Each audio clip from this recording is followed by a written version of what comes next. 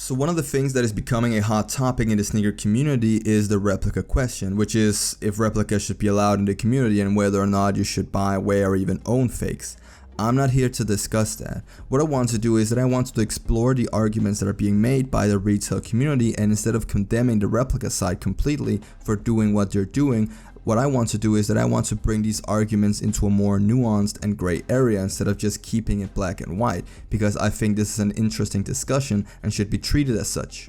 You should know that throughout this video there will be a bias towards the replica side of the argument, because the questions that are going to be explored are going to have arguments where I present a counter from the replica community, since the retail is the mainstream opinion while the replica side is the minority.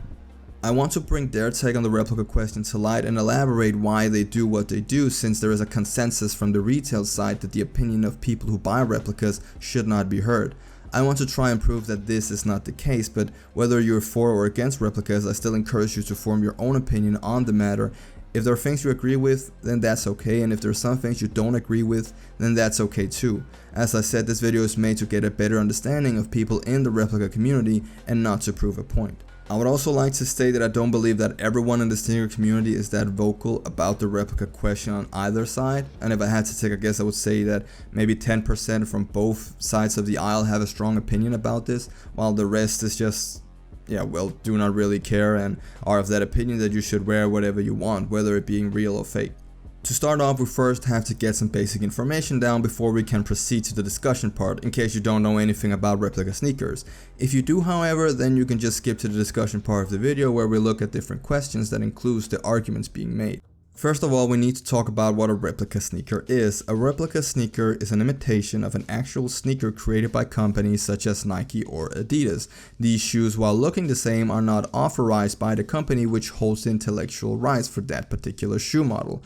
As such, it is therefore considered a counterfeit good under most laws, and they are therefore considered illegal to purchase since they violate those intellectual rights. There are, however, nuances to this that vary from country to country, but the overall message is that counterfeit goods are illegal. As with most clothing, everything comes from China, and that of course goes for replicas as well. However, what may surprise you is that some replicas come from the same factory as the originals.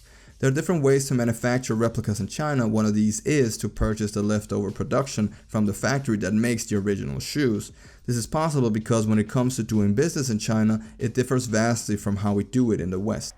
Some factories can have the leftover production that the factory just sells to a third party if the company doesn't buy all of the production. This may be due to the pairs not passing the quality control check, but manufacturers do not care. And even if the buyers get their exact order, the factory might still have made extra pairs that they want money for as well. And if the company doesn't buy them, they just sell them off.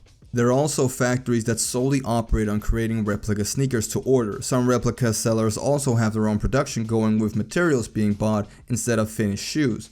Whether a seller choosing one or the other type of production, the selling itself is done through many different market platforms and even their own websites. Places such as Alibaba, Taobao, and DHgate are notorious for their replica market.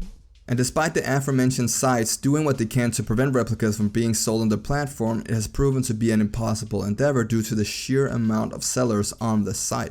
And if they get one replica seller closed down, two more just pop up. From here, replicas enter the different sneaker markets of the world, and while most replica buyers buy these for their own use, there are those who buy these counterfeit goods to make a profit. And that's one of the main problems that plagues the replica question. Next, let's talk about grades. All counterfeit goods are not created equal though. Just like with all other goods, there are different kind of grades that determine the quality of replica sneakers. When searching for grades of replicas, you usually get something that looks like this. A list that talks about there being specific grades when shopping for replica sneakers. However, this is not entirely the case. While some replica sellers do in fact use this kind of system, there isn't any kind of official grading system in place. Most sellers use their own system when grading replicas, and calling them grades are also not the true definition either. It would be more appropriate to call them batches. These batches can have different names like A1 to A4 or good, better, best, or 1.0 to 5.0, etc. It's these different batches that determines the quality of the rep. As the shoe releases, the makers need time to perfect the shoe. And with rushed releases come rushed results, so it becomes a question of whether or not you want to wait for a better product that might also come with a higher price, or if you want your replica pair now. The quality of the rep also depends on who is making it. Many of the people who make replica pairs are usually not the same ones who sell them. There exist many middlemen who sell them to the actual buyers, while the manufacturers run the production side of things. As I said, replicas are created through different means, but it usually comes from a handful of factories where some of them solely create replicas. And depending on which factory you use, the results can differ. That's why you can find replica pairs that are so terrible that they make for excellent content on YouTube or Facebook, or some pairs where it's almost impossible to tell whether or not it's real. However, while replicas have gotten a bad rep due to the countless examples of how bad they can be, usually when people talk about replicas today, they're usually talking about the good kind, the ones that are almost indistinguishable from the real thing. So how does the sneaker landscape look today? Well, there exist two sides of the sneaker and fashion community, for that matter, those being retail and rep. And with time there's been a rise in people who buy replica items, and there are various reasons for this. One of the reasons that I've seen been thrown around a lot is the quality and price problem that brands like Nike seem to have. For the sake of argument, we are going to use Nike as an example in this, since they are the ones who are usually mentioned regarding this problem. According to some replica buyers, the reasons why they especially buy a lot of Nike replicas is due to the secondary market spiking prices up to ridiculous amounts for what in the end is just a sneaker. In recent years, we've seen numerous high-profile releases being put out by Nike. Some are unanimously liked, while others may leave people on the fence about them. But one thing that is prevalent for every hype release is the jacked up price that shoe is getting on the secondary market due to Nike artificially limiting pairs. This leaves the buyer with only one option if they don't manage to get a hold of a pair at release, and that is to pay the price that the secondary market sets. Whether or not having this kind of secondary market is a good idea is up for debate, but it is these high prices on release that some people found outrageous that has pushed them to look into replicas. As one of the guys I've talked with said, quote, "Why should I pay 7 times the price of retail when I could get a good quality replica pair for much cheaper?" End quote. And quality is the key word in that sentence that takes us to the next reason why many people buy replicas. I will keep using Nike as an example. As we've seen replicas become better and better, we've also seen releases become worse. As someone who follows the sneaker scene, I've read many testaments that talks about how quality has gone down and how quality control has worsened. This kind of change, alongside the fact that replicas has become better in recent years, have created a notion that basically asks, why should you pay money for something that some may even see as an inferior product? This is of course an oversimplification, and most bad quality control pairs that come from Nike are usually GR releases, and replicas still have a long way to go before you can even talk about a one-to-one pair. But where are we 5 or 10 years from now? Before we move on to the discussion part of the video, I would like to point out something that I noticed in my research when watching videos about people in the retail community who talked about replicas. A detail that is present in the sneaker community, as well as one of my favorite games, which is Fallout New Vegas. In Fallout New Vegas, you play as a courier who's been left for dead and you're out to hunt down those who try to kill you. This takes you all over the world of New Vegas and ultimately concludes with a big battle at Hoover Dam. During your travels, you will encounter different kinds of factions that you can befriend or attack. One of these are Caesar's Legion. Caesar's Legion are a faction comprised of warriors and slaves and are led by a guy who goes under the name of Caesar. Due to the nature, this faction is very controversial in the world of New Vegas, and as one of the finer choices of game design, the developers made it so that you would be able to easily tell whether an NPC in New Vegas is for or against the Legion just by the sound of how they pronounce Caesar's name. If they pronounce it with a C sound like in Caesar, they are against the Legion, but if they pronounce it with a K sound like in Kaiser, they are for the Legion. Now, why am I telling you this in a video about replicas? Well, because you can actually draw the same parallel to whether or not a sneaker YouTuber is for or against replicas by using the same principle. If they pronounce replicas as replicas, they're usually okay with them and maybe even support them. But if they pronounce them as fakes or not real, they're usually against them. This is of course not true in all cases, but I thought it was an interesting observation nevertheless.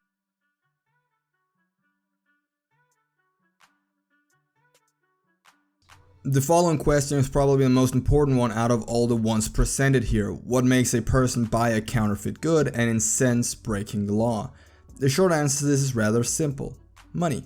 The longer answer, however, is more complicated. From what I can understand, people who are invested in the replica community say that while there are many reasons for why they buy replica sneakers, money is without a doubt the biggest factor. When it comes to buying replicas, especially when you're talking about buying the replicas of some of the most popular releases in New York Times, like the Travis Scott ones or the Waterspoon 97 ones or the Off-White Prestos, etc., all these shoes have one thing in common, that being that their resale price is, let's be fair, way overpriced. I mean, when you look at it from an objective standpoint, you can see where they're coming from. Asking an adult, much less a teen or a child, to pay some of these prices when you can spend that money on more important stuff like food or rent is an understandable argument to make. I mean, for the price of a pair of Travis Scott ones in my size, I can cover my rent for 3 months. And to quote someone that I'd interviewed for this video, quote, "When you look at these prices and think about how ridiculous they are and how they're artificially created, and also the fact that there are much cheaper options that, granted, while illegal, almost provide the same product quality-wise but for a fraction of what they want you to pay at resale, why shouldn't I be allowed to buy that?" End quote. Well, one of the most common arguments against this is the fake resale and the chasing of clout argument that is being thrown around. If we take the fake resale first, it basically states that by promoting the sale of replica sneakers, you are providing an opportunity for people to sell other people fake shoes. And to those who are making this argument, you are completely right. This is without a doubt the biggest problem in the replica community, that you have a group of individuals with malicious intent who are buying up fake pairs of shoes and selling them off as real. I mean, there's no way to defend this. It is scummy at its core. However, I would still go as far as saying that this is not the norm. To quote a bad quote I once saw on Facebook, quote, "Just because you experience 5 minutes of your day being bad does not mean you should throw the remainder 23 hours and 55 minutes away." End quote. I know it's longer, but I just can't get myself to quote the whole thing. It's just fucking terrible. And just like that extremely cringy post, you shouldn't judge the whole replica community based on its worst individuals. That goes for every kind of group, really. Our next point is the clout chasing argument. The idea that replica buyers are just buying replicas because they want to flex on their peers, either on Instagram or at their school, and this is just bad because, you know, their stuff isn't real and therefore they don't deserve the clout or the right to flex on people who don't wear hype clothing. And to this, I just gotta say, I mean, if you're over the age of 14 and still care about clout and what stuff gives you flexing rights, I really only have one thing to say to you. Stop it. Get some help.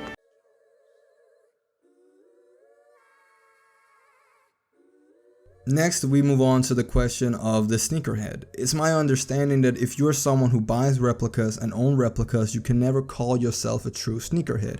Now, I think that I can understand where this argument is coming from. I mean, with the term of sneakerhead being associated with someone who knows about sneakers, loves sneakers, and therefore it works as a badge of honor, and therefore you can't both be a sneakerhead and a replica buyer at the same time. As I said, I know where this notion is coming from, but thinking of there only being one way of being a true sneakerhead is wrong. And I also think that some people don't really agree on what the terms for being a sneakerhead are. I mean, I've seen people being called out for being fake sneakerheads because they only wore Jordans, or because they had A6 gel lights in their collection, or because they only wear hype shoes like Yeezys and Off-White collabs. Some even say you need to know X amount of sneaker history to call yourself that, and it is this kind of gatekeeping that makes it difficult to pinpoint what makes a true sneakerhead. But if we just for the sake of argument boil it down to someone who owns a considerable amount of sneakers, has an interest in the community, and knows about which releases are hyped or not, and also have a great interest in the culture as a whole. This is a rather pure and honest view on the sneakerhead, and because it is pure and honest, you can't take a stance that says you are pro-replica, because replicas are dishonest due to their illegality, they tremble on the intellectual rights of the brand, and they hurt the community overall, because if everyone buys a special shoe, it's not special anymore. When presented with this argument, the replica community usually answers that sneaker culture is no longer pure or honest, that it has moved away from the passion that used to be there due to the overall focus on profiting off the culture and community rather than being a part of it. They say that by telling someone they aren't a real sneakerhead due to them buying fakes insinuates that there's something real to be a part of. A group of pure and real people who aren't in the community for the money, but for the love of it, and that it is simply just not the case anymore. It hasn't been the case for years now. Some even go as far as saying that the sneakerhead label has been overshadowed by the resale label, that nobody actually wants to learn about the shoes anymore, that you just want to profit off of them. And while I do know that there are still a lot of people who genuinely has an interest in the community just like myself, I have to admit, I mean, they do have a point. The community just isn't what it used to be. So the counter argument to the notion of replica buyers can never be real sneakerheads is that to be a real sneakerhead requires that there's something real to be a part of, and there simply isn't.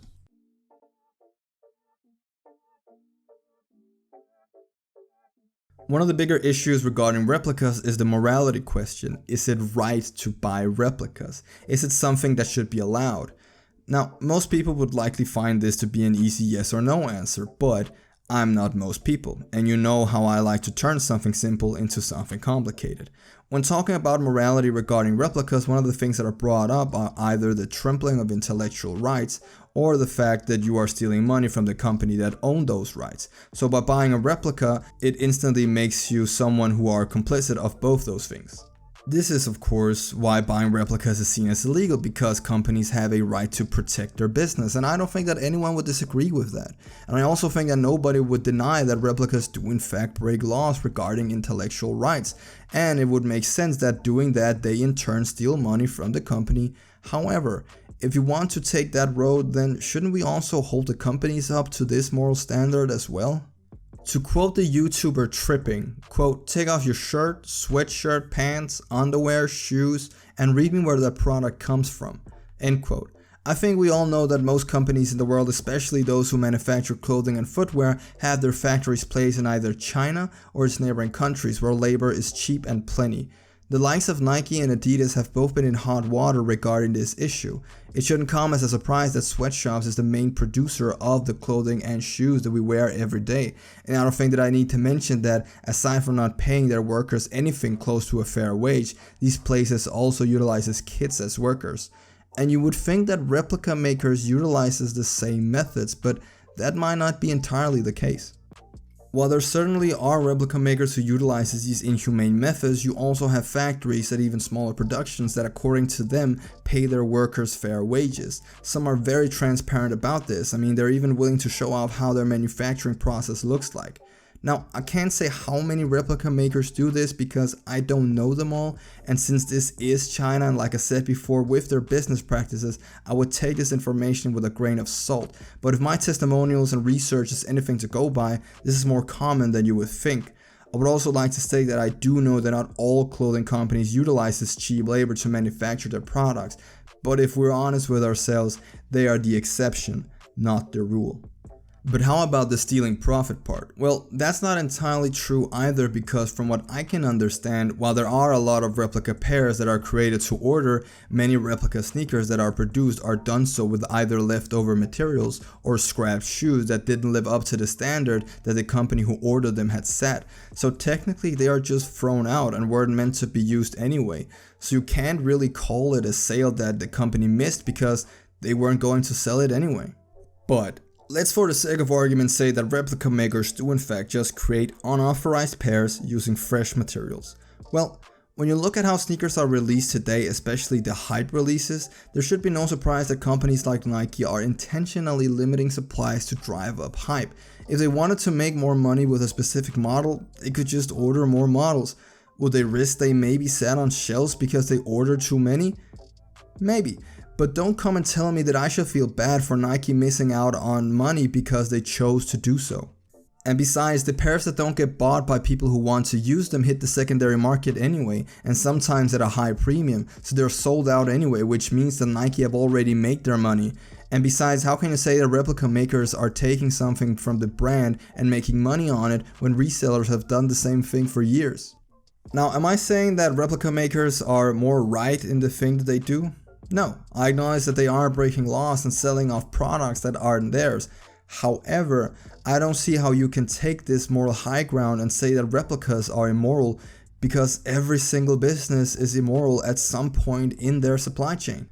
So using the moral argument in this case doesn't make any sense because nobody is without fault here. And as a final note, the ones who are saying that replica makers are stealing from Nike are usually the same people who resell Nike products at a premium. Their excuse, however, is just, "It's supply and demand, bro." I mean, you can make of that what you want. Besides, as long as Nike releases sell out, they really couldn't care less what happens afterwards. I mean, even if you're wearing a replica pair, you're still sporting their logo, and in the end, that's the only really thing that they care about.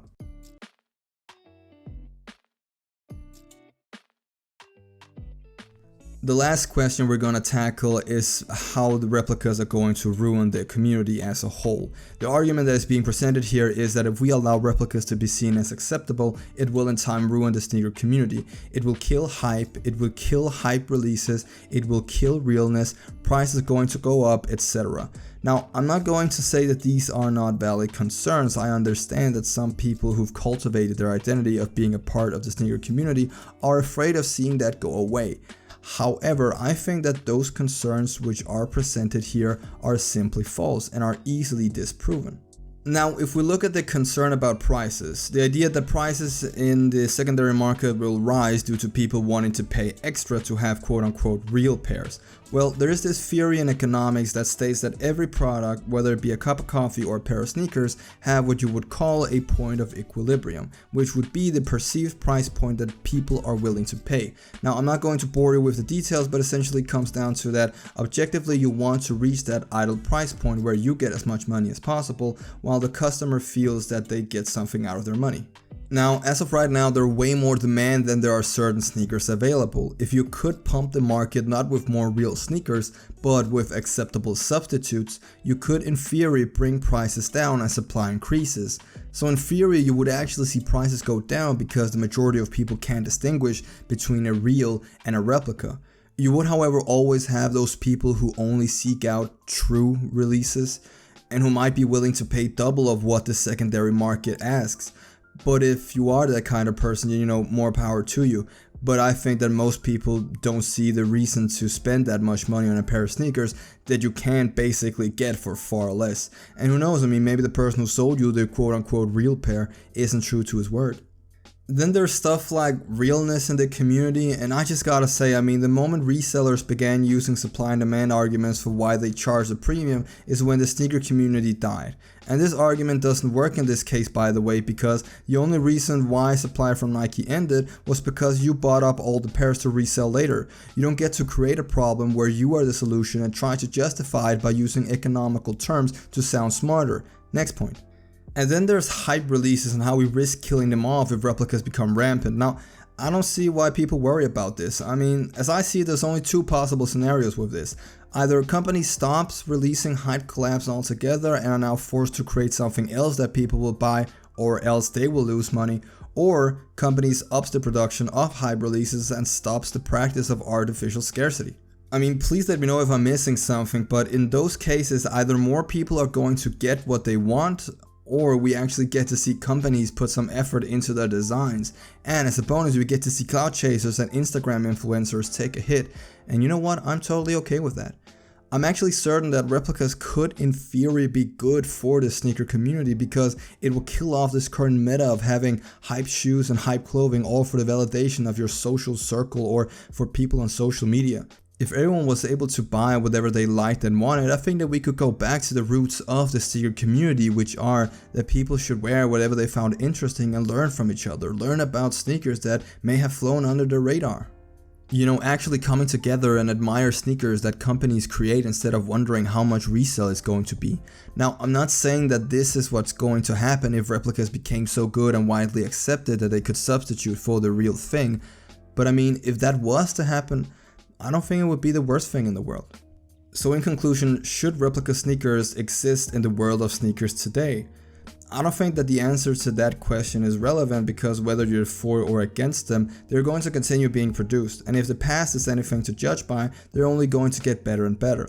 I don't know what the future holds for sneakers at all, as we have begun to see companies move away from achieving recognition and success from creating their own models and instead moving towards the practice of releasing popular silhouettes with either popular brands or people attached to them. Not to mention that I don't think that they will up production numbers anytime soon. I think we will keep seeing prices rise and in turn see more and more replicas enter the market. Who knows, I mean, they might even become accepted at some point because I can only imagine that you have to accept that they aren't going away. And with brand quality going down and replica quality going up and prices skyrocketing like a Tesla stock, I think it's inevitable that at some point replicas are going to become a more acceptable choice by the majority. This is of course just my thoughts, and as I mentioned in the beginning, this video is not made to promote counterfeit goods in any way. I wanted to present the replica community as more than just cloud chasers and fake hypebeasts who can't afford the real thing.